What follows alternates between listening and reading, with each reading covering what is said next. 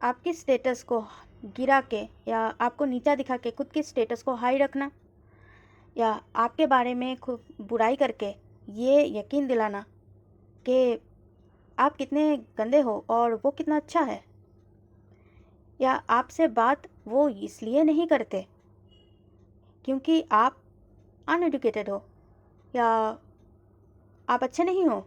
Actual बात यह है कि आप ही उनसे बात नहीं करते क्योंकि वो पसंद नहीं है। तो ये सारे कार्मिक पैटर्न हैं जो कि बहुत ही जल्दी से इसका हल ढूंढना ज़रूरी है। Hi, welcome to heal with stardust. आज हम बात करेंगे ये सारे कार्मिक पैटर्न के बारे में जो कहीं ना कभी हमारे साथ होती रहती है। ज़रूरी नहीं है कि ये सारे जो मैंने एग्जाम्पल दिया है वो सबके साथ हो, और अगर नहीं होती बहुत ही अच्छी बात है। लेकिन ज़्यादातर मैं देखती हूँ काउंसलिंग में हो या नॉर्मल लाइफ में कि ये सारे पैटर्न कभी ना कभी रिपीट होती है। तो थोड़ा सा ध्यान देने के बाद ये है कि ऐसा क्यों हो रही है। एक प्रॉब्लम होती है जब घर पे दो बच्चे हैं। एक एग्जाम्पल है, किसी को हर्ट करना मेरा इंटेंशन नहीं है, लेकिन एक एग्जाम्पल है कि घर में दो बच्चे हैं। एक होते हैं मम्मा का फेवरेट, एक पापा का, और एक हो सकता है किसी का भी फेवरेट नहीं है, एक ही है जो दोनों का फेवरेट है। तो क्या करते हैं, एक की स्किन ख़राब है, एक की स्किन अच्छी है, तो कैसे अपने फेवरेट बच्चे को अच्छा बनाए। कैसे दूसरे ने अगर दूसरे बच्चे को ये बोल दिया कि अच्छा अच्छी स्किन है आपकी, मॉम को बुरी लग गई, अरे उसकी फेवरेट बच्चे को नहीं कहा। तो क्या कहते हैं, नहीं वो तो बस घर पे रहती है, पढ़ती पढ़ती तो कुछ नहीं, सारा दिन मुंह पे वो लगा के बैठी रहती है, ये करती है वो करती है, इस वजह से उसका स्किन अच्छा है ना। लेकिन और एक है, उसका बात शायद किसी ने छेड़ी भी नहीं, लेकिन फिर भी उन्हें लाना ज़रूरी है। फिर कहेंगे कि नहीं ये तो बाहर जाती है और टाइम नहीं मिलता इसे, या तो फिर इसका बहुत बिजी शेड्यूल होते हैं, इस वजह से इसका तो ऐसा ही है स्किन। लेकिन बात यह है कि दोनों ही दोनों की इंटेंशन अलग अलग हो सकती है।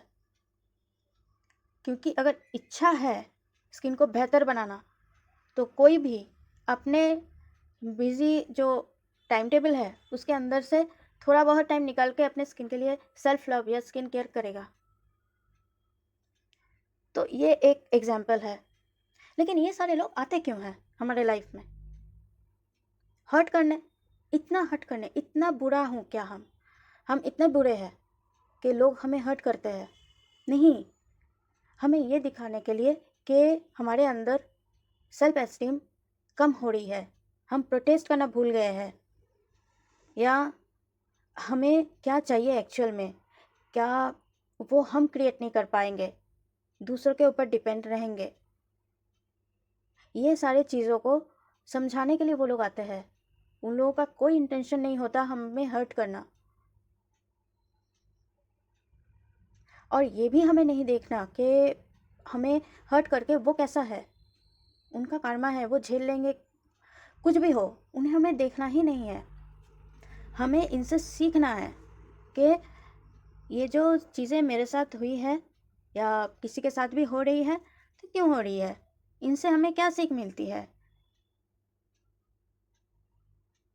और स्पिरिचुअल काउंसलिंग में मैं जब काउंसलिंग कराती हूँ, मैं कभी भी टाइम या प्लेस या ऐसी कोई चीज़ें मैं नहीं बताती कि मुझे ये चाहिए तो मुझे कब तक मिलेगी या कब तक मिलेगा ये चीज़, या जॉब हो या बिजनेस हो या कुछ भी, पीस हैप्पीनेस। आप जब काबिल बनोगे वो उस एनर्जी को अट्रैक्ट करने के लिए, तब मिल जाएगी। इससे बेहतर कोई आंसर नहीं है मेरे पास।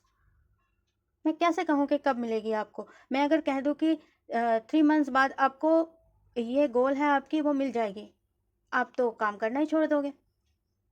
3 मंथ्स क्या, 3 साल में नहीं मिलेगी आपको वो चीज़। आप जिस एनर्जी में हो, मैं वो बता सकती हूँ कि हाँ, आप अगर ये एनर्जी में हो तो मिनिमम ये इनर वर्क अगर करोगे तो जो आपकी एनर्जी है वो बेहतर होगी, और अगर बेहतर होगी तो आपको वो गोल बहुत जल्दी मिलेगी। मैं इतना बता सकती हूँ। लेकिन आप एक्सपेक्ट जब ही करोगे स्पिरिचुअलिटी में, एक्सपेक्ट एंड डिमांड, आपसे आपकी डेस्टिनी दूर होती चली जाएगी, या आपने जो गोल सेट किया है वो दूर होती चली जाएगी, क्योंकि आप एक्सपेक्ट नहीं कर सकते।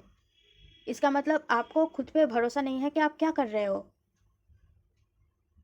आपको नहीं पता कि आप क्या कर रहे हो। और अगर खुद पे भरोसा नहीं है तो आपको वो चीज़ क्यों मिलेगी। खुद पे भरोसा कीजिए कि जो इनर वर्क आप कर रहे हो वो आपके बेहतर बनाने के लिए है। ये नहीं है कि वो चीज़ आपको मिलेगी, नो, हो सकती है कि वो चीज़ आपके लक में है ही नहीं, उससे बेहतर कुछ है। आप एक्सपेक्ट जब भी करोगे तो आपको वो बेहतर जो चीज़ है वो नहीं मिलेगी, तो ये अच्छी बात नहीं है। तो कार्मा इस तरीके से काम करती है। कार्मा एक फीडबैक सिस्टम है। आप जिस एनर्जी में रहोगे उसी एनर्जी के चीज़ों को आप अट्रैक्ट करोगे। आप अपनी एनर्जी चेंज करो तो आपकी डेस्टिनी चेंज हो जाएगी, या आप जो चीज़ चाहते हो वो चीज़ जल्दी हो जाएगी। सबसे पहली बात क्या करनी है, फॉरगिव। आपके साथ कोई अगर ऐसे लोग मिले जो आपको हर्ट कर रहा है तो उन्हें फॉरगिव करना बहुत ज़रूरी है, उनसे क्षमा करना बहुत ज़रूरी है, नहीं तो आप उस एनर्जी से बाहर नहीं निकल पाओगे। इसका मतलब ये बिल्कुल भी नहीं है कि फिर से आप उनके साथ बातें करने लगो, इतना कि अपने प्लानिंग को भी उनसे बता दिया, क्योंकि आपने अपनी एनर्जी को चेंज किया है, आपने उसे फॉरगिव किया है, उन्होंने अपनी एनर्जी को चेंज नहीं किया। आप उन्हें फॉरगिव करो और आगे बढ़ो।